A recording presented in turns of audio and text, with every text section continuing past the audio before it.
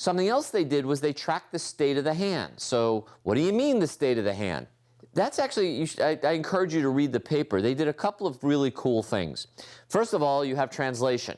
Okay, well, how many degrees of freedom in translation? Well, we're doing it in 2 dimensions, so there's 2 degrees of freedom. They had a rotation, okay, which is 1 degree of freedom. But the other thing they added to that was the shape of the hand.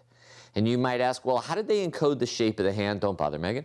Well, actually, what they did was they took a whole bunch of images of contours, and then they did a form of principal components analysis. Now, you may not know what that is, but the good news is you will. Very soon, we're going to do principal component analysis when we talk about recognition. The thing that matters is that it has a low-dimensional representation of a certain variation. And what they did is they extracted out, essentially, instead of keeping rotation separately, they took 10 degrees of freedom that represented the shape of the hand, including rotation. So you had 2 for translation and 10 for the rotation and shape. So that's a 12 degree of freedom space. So that's even more difficult to do the tracking with particles, because you have to have a lot of particles in order to do this.